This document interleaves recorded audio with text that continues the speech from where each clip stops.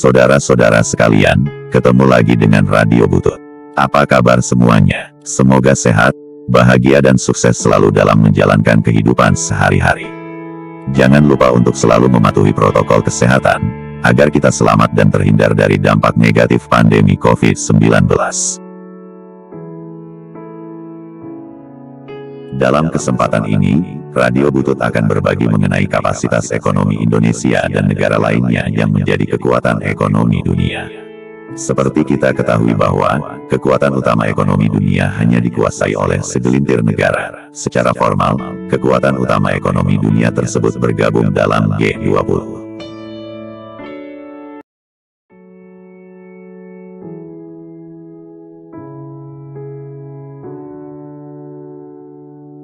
Sebelum melangkah ke tayangan berikut, jangan lupa subscribe bagi yang belum subscribe, agar kami semakin bersemangat untuk membangun channel ini. Jangan lupa juga klik tombol like, dan share sebanyak-banyaknya agar bermanfaat bagi kita semua. Mari kita mulai dengan menyegarkan kembali apa itu GDP dan GDP-PPP.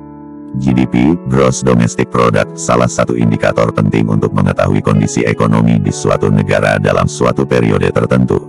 Jadi, GDP didefinisikan sebagai jumlah nilai tambah yang dihasilkan oleh seluruh unit usaha dalam suatu negara. Dengan kata lain, GDP sama dengan nilai barang dan jasa akhir yang dihasilkan oleh seluruh perekonomian. Dengan demikian, GDP merupakan satu metode untuk menghitung pendapatan nasional. Satuan ukuran GDP adalah US dollar. GDP-PPP, Gross Domestic Product Purchasing Power Parity, yaitu GDP yang dihitung berdasarkan paritas daya beli. Parameter ini digunakan untuk menghitung alternatif nilai tukar antar mata uang dari dua negara. PPP mengukur jumlah satu mata uang yang dapat digunakan untuk membeli barang dan jasa dalam pengukuran internasional, biasanya international dollar, karena suatu barang atau jasa memiliki harga yang berbeda antara satu negara dengan negara lainnya.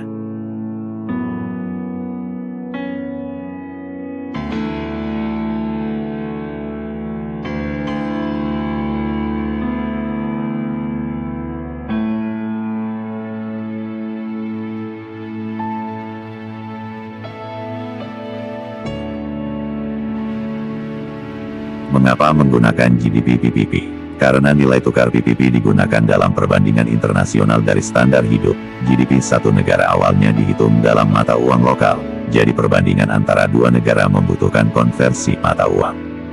GDP-PPP digunakan karena perbandingan menggunakan nilai tukar nominal US dollar dianggap tidak merefleksikan keadaan yang sebenarnya, karena metode tersebut tidak merepresentasikan perbedaan harga antar negara. Oleh karena itu, perbedaan antara PPP dengan nilai tukar nominal US dollar bisa berbeda banyak, seperti yang terjadi pada Indonesia. Oleh karena itu, GDP-PPP lebih tepat digunakan untuk mengukur kapasitas ekonomi negara, karena mencerminkan nilai realistik kemampuan mata uang suatu negara. Dalam bahasan kita kali ini, fokus pengukuran kapasitas ekonomi Indonesia dan perbandingannya dengan negara lain menggunakan GDP-PPP. Sebagai gambaran, mari kita lihat perbedaan antara GDP dengan GDP-PPP Indonesia, dari tahun 1990 sampai dengan 2020 pada grafik berikut ini. Pada tahun 1990, GDP nominal Indonesia bernilai lebih dari 138 miliar dolar sedangkan GDP-PPP-nya bernilai lebih dari 559 miliar dolar. Kemudian pada tahun 2020, perbedaannya semakin jauh yaitu, GDP nominalnya lebih dari 1.088 miliar dolar sedangkan GDP-PPP-nya bernilai lebih dari 3.328 miliar dolar. Dari grafik itu dapat dilihat perbedaan nyata antara nilai GDP nominal dengan GDP-PPP. Tetapi perbedaan tersebut akan berbeda untuk setiap negara, bahkan pada negara tertentu nilai GDP-PPP bisa lebih kecil dari GDP nominalnya.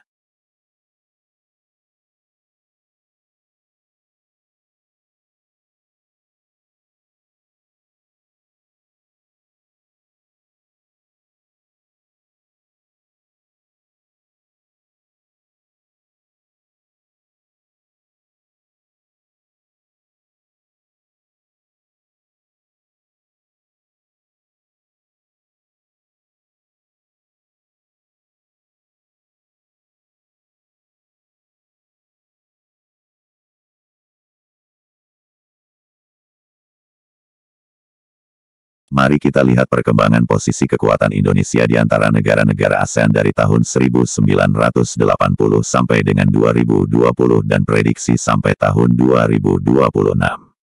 Pada grafik ini sangat nyata kekuatan ekonomi Indonesia berdasarkan GDP PPP telah jauh berubah jika dibandingkan antara tahun 1980 sampai dengan 2020.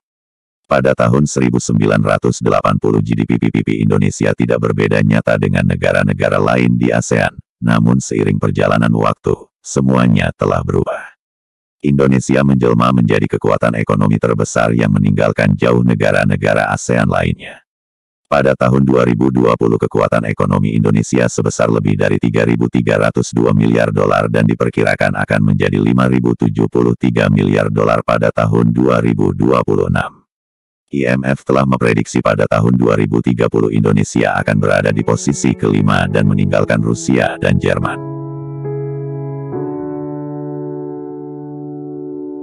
Posisi Indonesia sebagai salah satu superpower ekonomi dunia tahun 2020. Posisi kekuatan ekonomi. Pertama China, kedua Amerika Serikat, ketiga India, keempat Jepang, kelima Jerman, keenam Rusia, ketujuh Indonesia, dengan pangsa kekuatan sebesar 2,56%. Di bawah Indonesia, ada beberapa negara maju seperti Inggris, Perancis, Meksiko, Italia, Turki, Kanada, dan Australia yang dulunya termasuk kekuatan yang berada di atas Indonesia. 29 negara yang terkuat ekonominya masing-masing memiliki pangsa di atas 0,5%, sehingga jika diakumulasikan membentuk dominasi ekonomi dunia sebesar 81,76%, sedangkan ratusan negara lainnya hanya sedikit pengaruhnya yaitu 18,24%.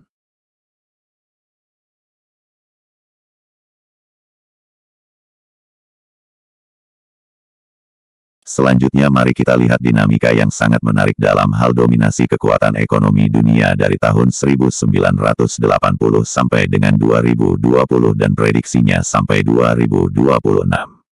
Di tahun 1980, kekuatan ekonomi dunia hanya didominasi oleh Amerika Serikat, Jepang, Jerman, Perancis, Brazil dan Inggris. Amerika Serikat pada tahun 1980 merupakan kekuatan ekonomi terbesar dunia, yaitu sebesar 21,41% dan Jepang di tempat kedua dengan pangsa 8,02%. Pada tahun tersebut China posisinya tidak berbeda jauh dengan Indonesia. Posisi China pada tahun 1980 yaitu hanya 2,27% sedangkan Indonesia hanya 1,42%. Pada tahun 1999 China telah melampaui Jepang dan pada tahun 2009 India juga melampaui Jepang. Sebuah sejarah dicatat China karena telah melampaui kekuatan Amerika Serikat pada tahun 2016.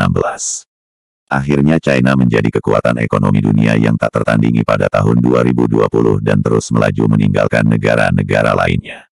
Sebuah catatan penting yang sangat menarik bahwa, pada periode 1980-an sampai 1990-an, kekuatan ekonomi dunia hanya didominasi oleh Amerika Serikat, Jepang dan negara-negara Eropa serta Brazil, tapi dalam milenium 3 kekuatan ekonomi dunia akan dikuasai oleh China, India dan Indonesia yang memiliki kecenderungan ekonomi yang semakin menguat. Negara-negara yang dahulu mendominasi ekonomi mengalami kecenderungan penurunan seiring semakin meningkatnya persaingan global terhadap penguasaan sumber daya, terutama yang berhubungan dengan teknologi digital. Mari kita lihat perjalanan posisi Indonesia di antara 20 besar kekuatan terbesar ekonomi dunia sejak 1980 sampai dengan 2020 dan prediksinya sampai dengan 2026. Dengan menggunakan data time series GDP PPP yang bersumber dari IMF atau International Monetary Fund kita dapat menganalisis dinamika pertumbuhan ekonomi Indonesia sejak 1980 sampai sekarang. Untuk menjadikan presentasi ini jadi menyenangkan, saya gunakan bar chart balapan atau racing bar chart. Bar chart balapan yang akan disajikan ini terbentuk berkat template yang dibuat oleh aplikasi Flourish yang bisa diperoleh secara gratis di https://app.flourish.studio. Selamat menikmati sajian ini, semoga menyenangkan.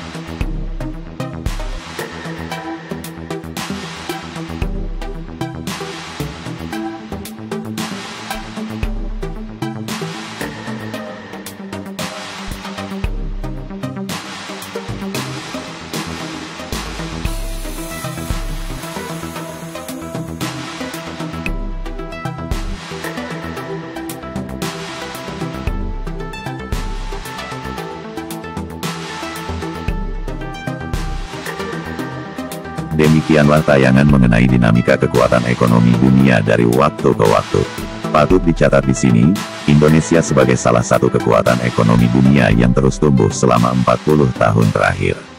Pada tahun 1980 sampai 1984, Indonesia hanya berada di posisi ke-15, kemudian tahun 1985 naik ke posisi 14. Kemudian tahun 1986 naik lagi ke posisi 13 dan turun ke posisi 14 di tahun 1987.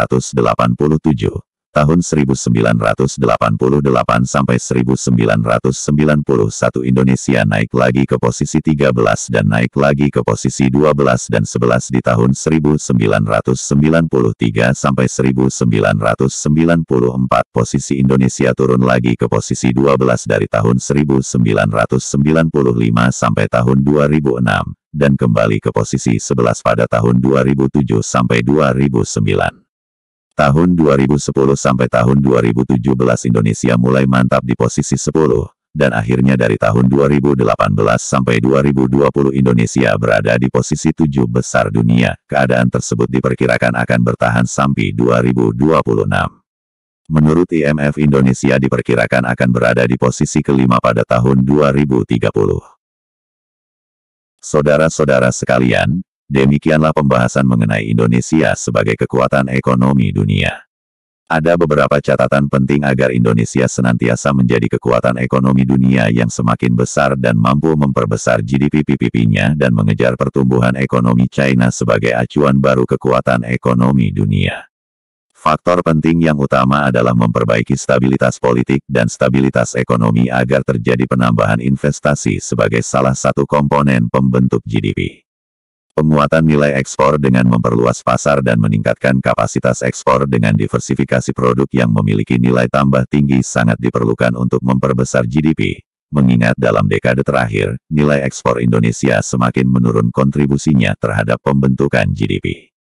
Di sisi lain, diperlukan pertumbuhan konsumsi sebagai salah satu komponen GDP yang terbesar melalui pemerataan pendapatan, perluasan lapangan kerja dan lapangan usaha, dan penciptaan distribusi pembangunan ke seluruh wilayah Indonesia. Government expenditure juga harus diperbesar, karena komponen ini merupakan motor penggerak ekonomi, terutama di wilayah yang tidak memiliki industri yang menghasilkan produk bernilai tambah tinggi dan memanfaatkan sumber daya manusia secara ekstensif. Demikian harapan kita semua. Semoga Indonesia semakin maju. Sampai bertemu lagi di video yang akan datang. Terima kasih sudah menyaksikan video ini. Terus dukung kami dengan subscribe, like, dan share video ini ke seluruh dunia.